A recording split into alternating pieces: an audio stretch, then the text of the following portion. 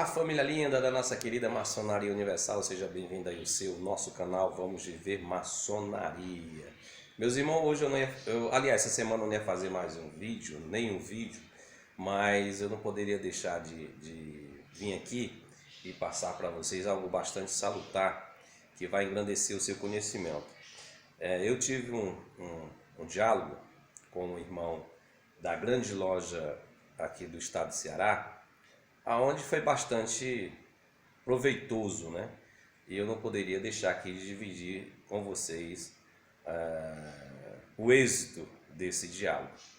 Primeiro, como ele sabe da nossa existência como loja maçônica, né? A Guerreiros da Luz e da Liberdade, e esse irmão, vou manter aqui por uma questão de ética o nome dele, até porque ele está afiliado à grande loja unida da Inglaterra, pertence a uma loja da jurisdição, e eu não vou aqui, digamos assim, comprometer o irmão, né? Mesmo que ele saiu daqui voando, né? Parecia um pássaro quando está preso e saiu voando, voos nupciais, né? Como se tivesse encontrado um casamento perfeito, né? E eu fiquei muito feliz, que é o despertar, o sair da Matrix, meus irmãos, nos traz uma sensação de paz inquestionável. Só você mesmo sentindo, tendo essa realidade para você ter conosco, né? Não adianta eu querer descrever aqui para você a sensação se você não viver essa sensação. Bem, o assunto foi o seguinte: ele chegou para nós e perguntou por que a gente nos tornaria uma loja subordinada à grande loja, né? Ou ao Grande Oriente, já que todas as potências estão com tratado de reconhecimento, e mais especificamente a grande loja, porque a gente não ficaria subordinado aos ditames da potência grande loja do estado de Ceará. E eu, como um filósofo e com a ideia socrática, né, comecei a entrar na conversação. E eu perguntei para ele: meu irmão, o que nós ganharíamos se nós nos submetêssemos à subordinação à grande loja do estado de Ceará? Aí ele foi bastante direto, como se conhecendo os fatos, como de fato mantendo um conhecimento de causa. Ele disse: olha, Jair, vocês deixariam de ser uma loja espúria, porque hoje vocês são uma loja maçônica espúria. Aí ainda bem que ele, pelo menos, já estava no caminho de despertar, né? Já reconhece que nós somos uma loja maçônica, contudo, na opinião dele, uma loja espúria, né? E aí eu falei: então a gente deixaríamos de ser uma loja espúria, passarmos a ser uma loja verdadeira, pelo simples fato de que uma potência maçônica nos daria esse direito. Ele Jair. Aí eu: bem, meu irmão, eu vejo que você está bastante condicionado, mas você fala isso com argumentos e, digamos assim, você tem argumentos para histórico, você tem, digamos assim, fatos para de fato defender essa tua tese? Aí ele disse: Jair, de certa forma eu nunca procurei saber, não, estou simplesmente dizendo aquilo que eu escuto constantemente, principalmente pela existência de vocês. A gente escuta constantemente que vocês são uma loja espúria, mas você nunca procurou saber se de fato nós somos uma loja espúria? Você não teve a intuição, não teve a voluntariedade de estudar o que seria uma loja maçônica espúria? Se essas afirmações dos seus irmãos, mediante ao seu grão-mestrado, têm fundamento? Ele disse: Jair, vou ser sincero com você, eu nunca estudei não, eu nunca procurei saber não, simplesmente eu estou com 25 anos de maçonaria e para mim, se não tiver na grande loja ou no Grande Oriente, para mim é espúria. Ah, então beleza, compreendo, meu irmão. Me dê um abraço aqui logo, me dê um abraço aqui. Aí deu um abraço nele: compreendo, meu irmão, mas vamos conversar. Vamos conversar. Ele: vamos, então vamos conversar. É necessário que você conheça a sua própria história. Eu dizendo para ele: você conheça a sua própria história. né? A maçonaria, grande loja do estado do Ceará, ela tem quantos anos de existência? Aí ele disse 96 anos. Então a maçonaria do Ceará tem 96 anos, né, de existência. Então ela não é uma potência maçônica, digamos, de 300 anos. Né? Ela não é a grande loja unida da Inglaterra. Né? Ele disse não. Então ela tem 96 anos somente, não é isso? É. Bem, então, antes da existência da grande loja do estado do Ceará, existia a maçonaria aqui no Brasil? Ele disse sim, o Grande Oriente do Brasil. Então você concorda que o Grande Oriente do Brasil foi a primeira potência maçônica do Brasil, né? E que a grande loja até aí não existia, não é isso? Ele disse é. Então vamos estudar essa originalidade, vamos saber como surgiu, como nasceu a grande loja do estado do Ceará? Ele disse, bora. Então pronto, vamos lá. Então em 1927, segundo os relatos, havia somente o Grande Oriente do Brasil. E havia somente um conselho filosófico. A maçonaria simbólica, o Grande Oriente do Brasil, administrava os graus simbólicos, que assim deve ser, segundo as tradições da regularidade da Grande Loja Unida da Inglaterra. A potência maçônica, a obediência, ela tem toda a autonomia sobre os graus simbólicos. O Conselho Filosófico não pode se meter na administração dos graus simbólicos e etc. Aí continuando. Então, havia o Grande Oriente do Brasil e havia um conselho filosófico chamado Conselho Filosófico do Rito Escocês Antigo e Aceito. Em um dado momento, a cúpula do Grande Oriente do Brasil, a cúpula, né, o grão-mestrado, decidiu criar para si um conselho filosófico. Eles decidiram entre si criar um conselho filosófico para o próprio Grande Oriente do Brasil e assim desfazer o contrato com o grande conselho filosófico já existente no Brasil, né, naquela época. O Grande Oriente decidiu criar o seu próprio conselho filosófico.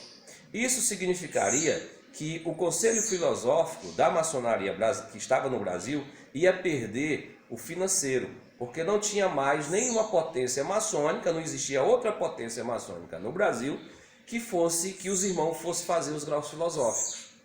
Você está me acompanhando no raciocínio? Tanto você que está me vendo, como o irmão dizendo para ele, você está acompanhando tudo.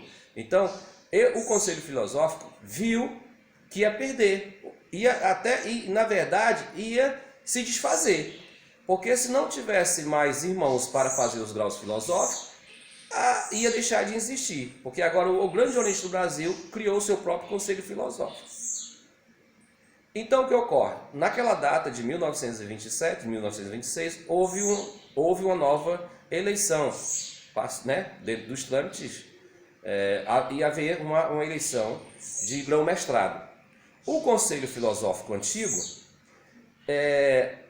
ainda na esperança de que voltasse à normalidade, lançou o seu próprio candidato, claro, um candidato dentro do grau simbólico, mas manipulado, né, induzido pelo conselheiro do grau filosófico.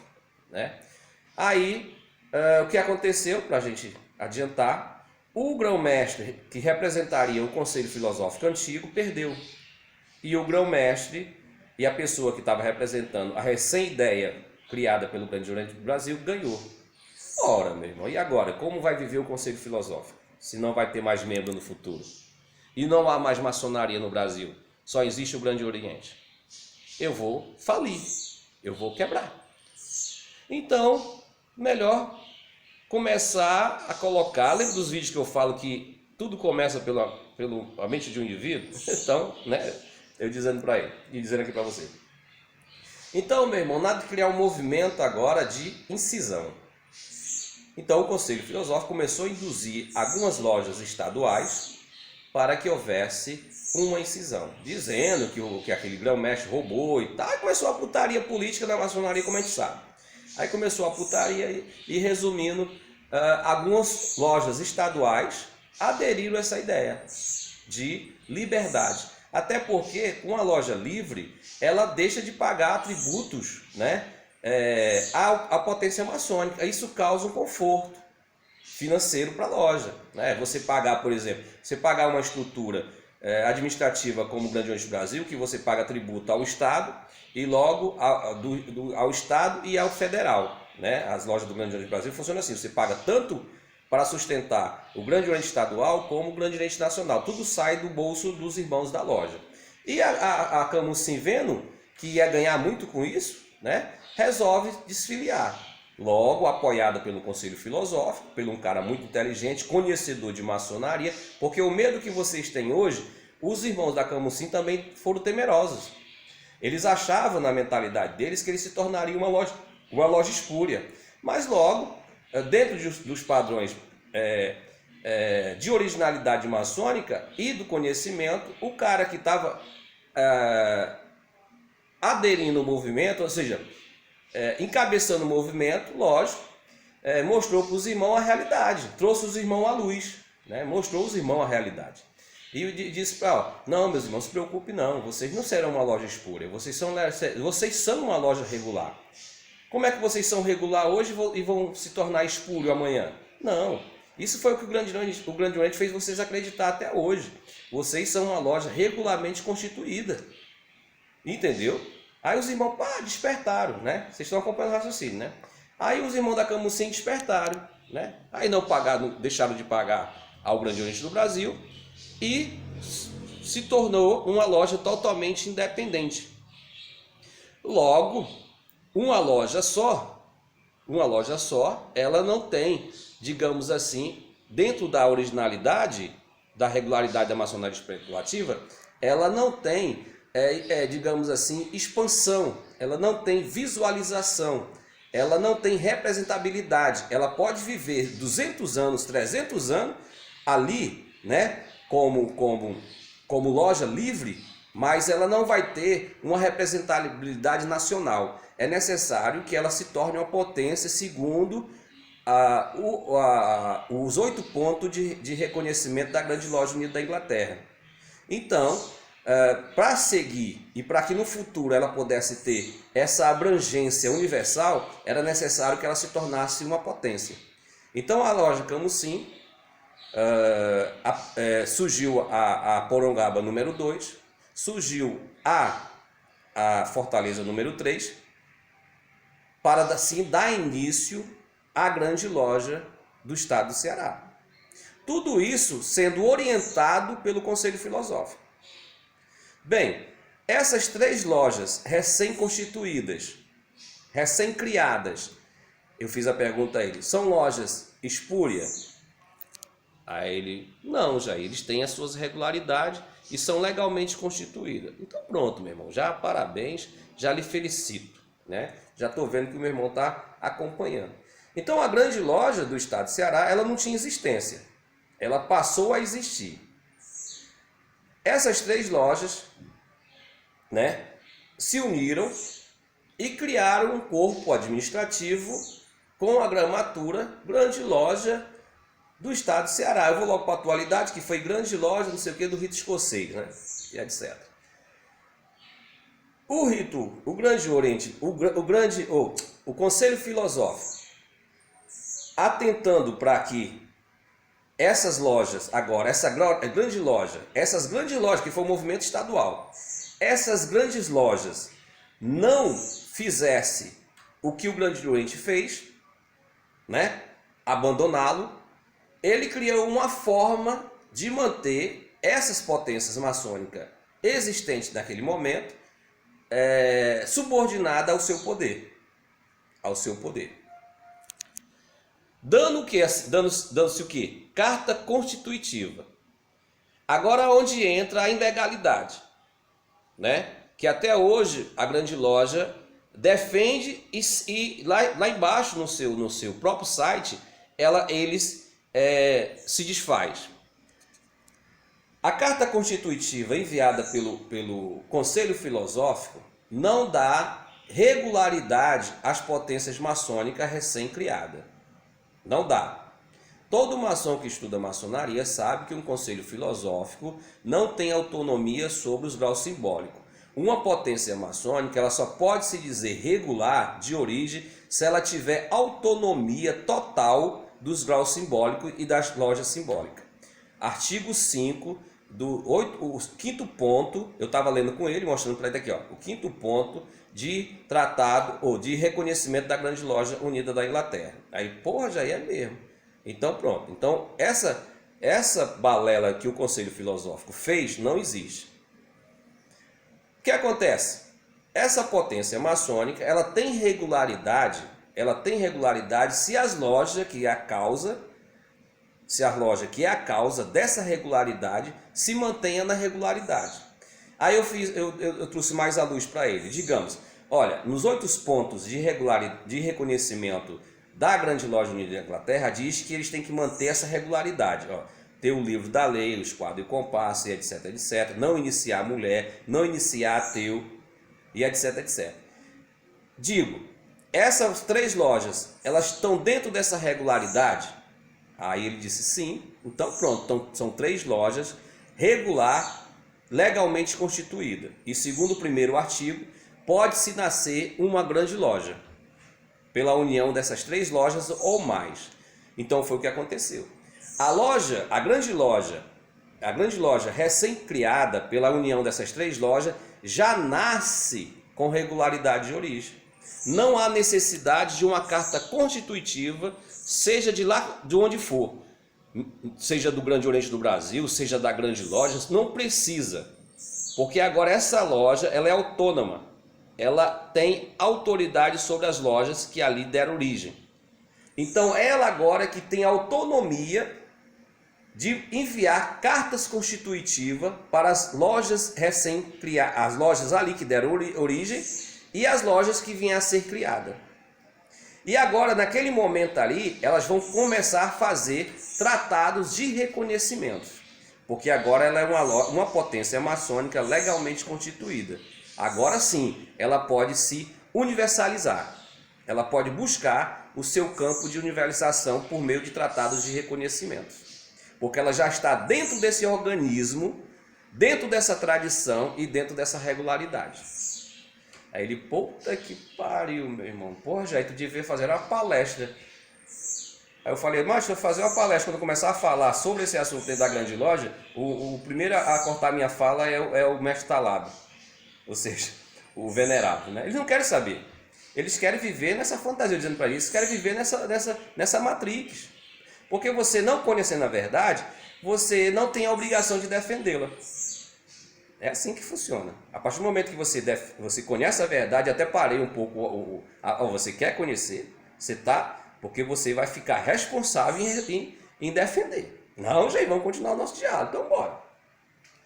Então, trazendo para os dias atuais, agora, né? Digamos agora, nesse tempo agora. Digamos, siga o raciocínio, siga o raciocínio. Digamos que aqui nesse território aqui, nós temos 3 lojas maçônicas, aqui em Pacatuba, Maracanaú e Maranguape. Nós temos 3 lojas da Grande Loja. Nós temos a Deus e Maracanaú 78, nós temos a Maranguape número 15 e nós temos a Casa Serrana 133. Ele disse, então tem que ter essas 3 lojas aqui nesse território aqui, digamos assim. Digamos que essas 3 lojas que acabamos de citar, elas decidem entre si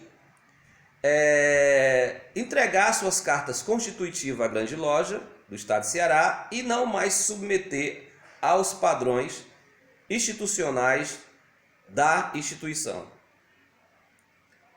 Essas lojas se tornariam lojas espúrias? Aí ele disse, não, Jair. Segundo o que você me apresentou, ela continuaria lojas regulares, constituídas, contudo livres. Assim como aconteceu com as 3 lojas que deu início à Grande Loja. Puta que bingo, meu irmão! Abracei ele, bingo, meu irmão. Ele, porra, Jair, tão simples, cara. Como é que eu não conseguia ver isso durante 25 anos de maçonaria? Porque, meu irmão, você estava condicionado. Você acreditava naquilo que diziam para você. Você não procurou estudar. Diferente de nós outros. Nós buscamos estudar. Né? Não é assim que eles querem que a gente estude? Eu estudei, só fiz aquilo que eu obedeci. E mandaram eu estudar, eu fui estudar. Aí quando eu me deparei com essas falácias, né? Aí eu me decidi por mim mesmo. Eu sou um homem livre. Bem, aí continuando.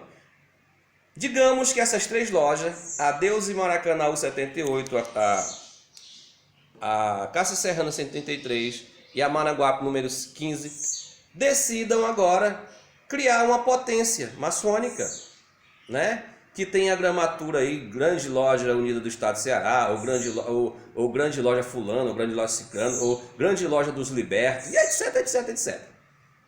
Estão errados? Não. Estão totalmente dentro da história. E melhor ainda, não estão sendo induzidas, sendo enganadas pelo Conselho Filosófico. Estão totalmente, de fato, livres. Até porque, eu trouxe a lembrança para ele, até porque a própria Grande Loja do Estado do Ceará, segundo aqui está no site da Grande Loja, a Grande Loja reconhece que cometeu um erro.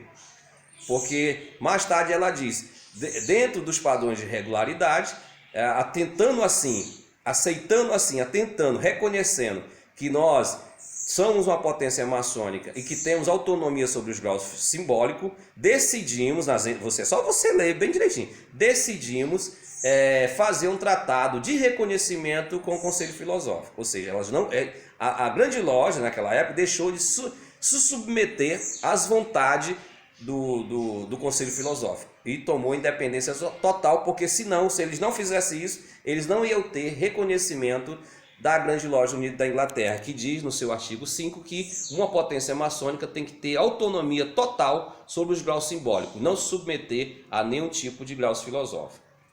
Entendeu? Então essa potência agora, essas 3 lojas agora, recém-fundadas, se desejar seguir a mesma história da Grande Loja, está livre e total dentro do seu direito. Aí, concluindo, para concluir o nosso diálogo, eu falei, agora, nós, Guerreiros da Luz, Augusta e Respeitável Loja Simbólica Guerreiros da Luz e da Liberdade, decidimos já nascer totalmente livre das subordinações de seja qualquer potência. Nós simplesmente decidimos já nascer livres. Nós não estávamos filiados, nem subordinados. O que estava subordinado e filiado eram os obreiros. No meu caso, eu estava subordinado a uma loja. Eu era da Cássia Serrana Maraguapense, 183. Pedi o meu kit placê. O meu irmão Jarbinha era da Cássia Serrana também Maraguapense, pediu o kit placê. E nós desfiliamos, ou seja, ficamos livres.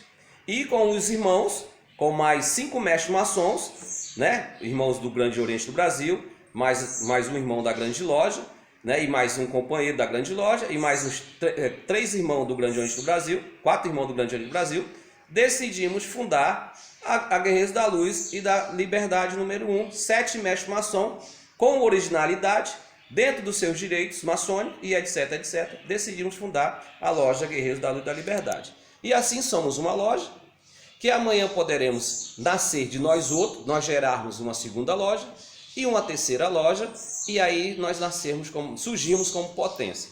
E se por acaso alguma loja, por exemplo, alguma loja da Grande Loja decidisse acordar e despertar e fosse desejosa de se unir a nós outros, nós seríamos 2, e depois seríamos 3, e assim nós fundaríamos uma grande loja totalmente fora dos padrões institucionais que hoje existem. Que eu já apresentei qual é a minha ideia administrativa de uma potência maçônica no meu vídeo, que eu falei para ele, no meu vídeo, Maçonaria para Todos, Potências Maçônicas para Todos, né? Que é onde eu mostro uma administração tremenda que eu copio da forma administrativa que o AA, né? Que o AA ele administra os seus associados, ou seja, as suas lojas associadas, os seus grupos associados, sem exploração, sem nenhum dever, sem nenhuma obrigação, tudo por uma questão de união, de conhecimento, de fraternidade, etc.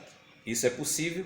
É sim, porque nós vamos implantar essa ideia na nova potência que em breve vai surgir aí no estado do Ceará, porque as coisas estão caminhando. Nós estamos falando para ele, nós estamos aí nem com um ano de fundação, nem um ano.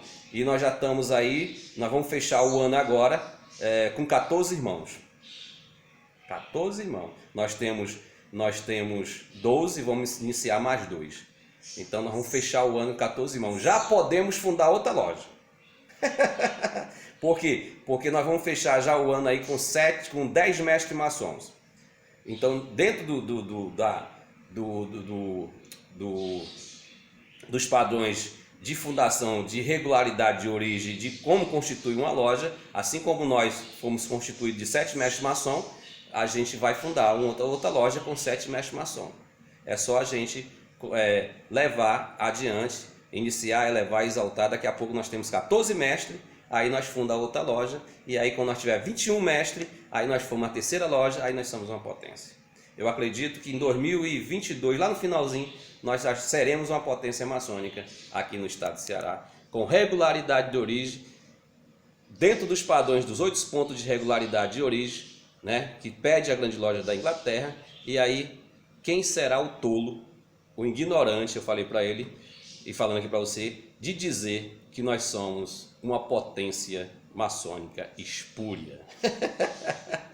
Por tudo que eu apresentei para você, meu irmão, eu falando para ele, e para você aqui, por tudo que eu apresentei para você, você ainda vai continuar nos chamando de espúrio?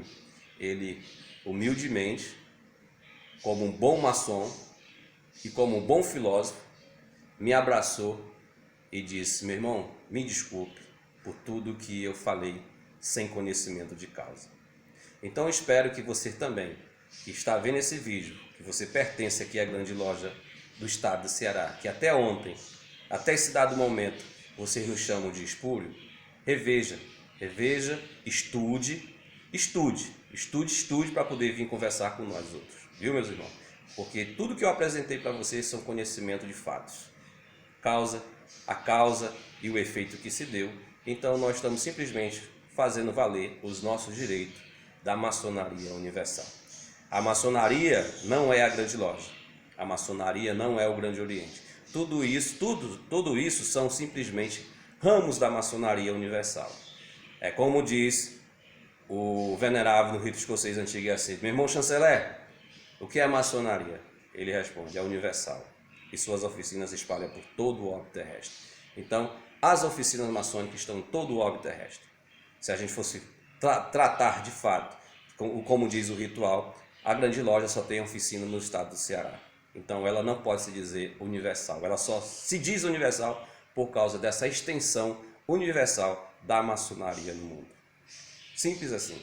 Te amo sem te conhecer. E te amo, viu, meu irmão? Te conhecendo.